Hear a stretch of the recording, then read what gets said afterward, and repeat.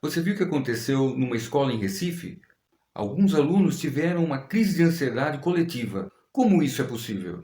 Eu sou Caio Sertaim, psicólogo clínico, e vou explicar esse fenômeno sem muito psicologismo e dar algumas dicas para você prevenir o seu filho.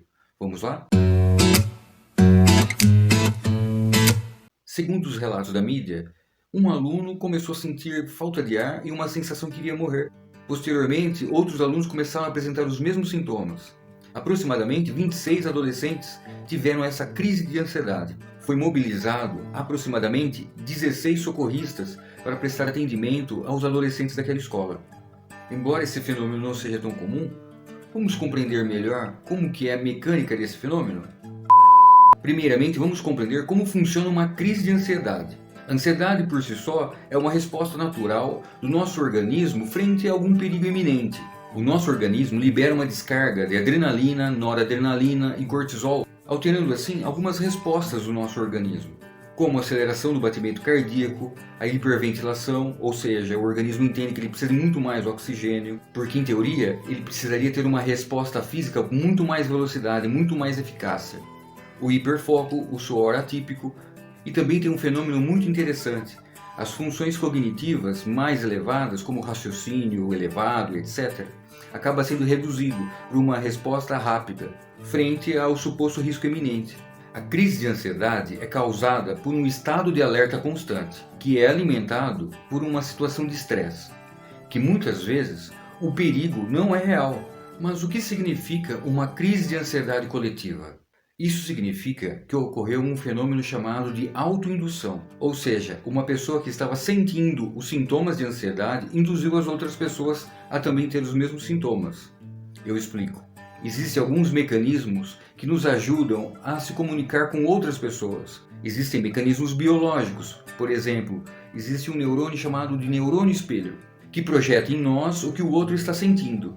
Alguma vez alguém estava bocejando perto de você e quando você menos percebeu, você estava abrindo a boca? Mas também existem outras ferramentas que nós desenvolvemos para se adaptar aos ambientes, se socializar com outras pessoas. Mas para entendermos esse fenômeno, vamos tentar analisar todo o quadro. E parafraseando o Dr. Viktor Frankl, numa situação anormal, um comportamento anormal é perfeitamente normal.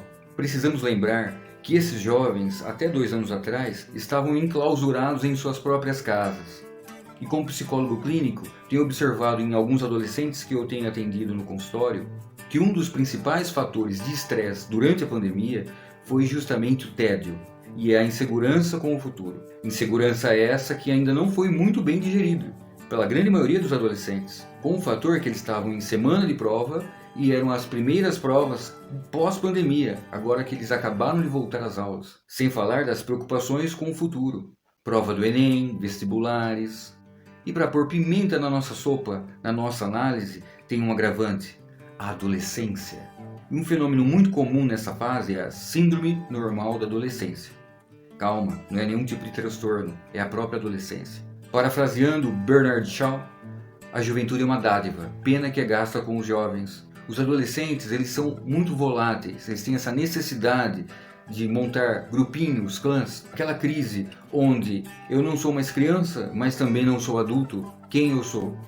É uma fase muito importante na construção da sua própria identidade. E uma característica muito típica na adolescência é que eles são muito sugestionáveis e muito vulneráveis às neuroses coletivas, descrito pela logoterapia, e uma delas é o fatalismo. Vamos imaginar a situação: um grupo de adolescentes que está passando pela tensão da semana de provas, que não digeriu todo o contexto da pandemia, com as preocupações do futuro. Perceba, é uma situação que está sendo alimentada e retroalimentada. Essas preocupações estão sendo compartilhadas e estão deixando o pico de ansiedade lá em cima. Como se o fracasso das avaliações fosse o fim do mundo, levou o nível de estresse ao pico.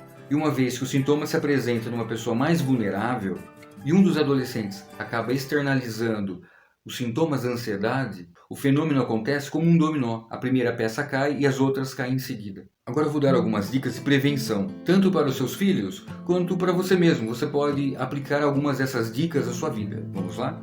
Procure dialogar com os seus filhos, conversar. E o sofrimento do porvir, o medo do amanhã, também pode causar muito sofrimento. Dor compartilhada é dor diminuída.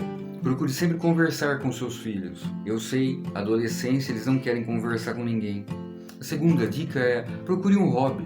Na ansiedade, a pessoa acaba dando um hiperfoco no problema em si, que muitas vezes nem é real. Desenvolvendo um hobby, um momento que você vai desligar e fazer a sua higiene mental, isso vai ajudar a prevenir futuras crises. Observe alguns comportamentos como roer unhas, excesso de preocupação com o futuro, cobranças demasiadas, agitação e dificuldade para dormir, ou se até mesmo alguma crise já aconteceu antes, procure ajuda profissional. Muitas vezes as pessoas acabam só procurando um psicólogo para fazer terapia quando os sintomas eles estão muito agravados, em vez de fazer, por exemplo, com o seu filho, uma manutenção nesse processo tão difícil da adolescência de desenvolvimento. E o mais importante, em alguns casos mais extremos que esses sintomas já estão aparentes e estão sendo frequentes, é muito importante fazer uma avaliação com um psiquiatra.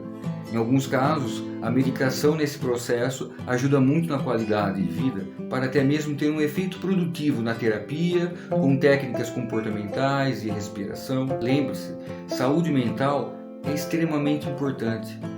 Se você não estiver bem, nada vai estar bem.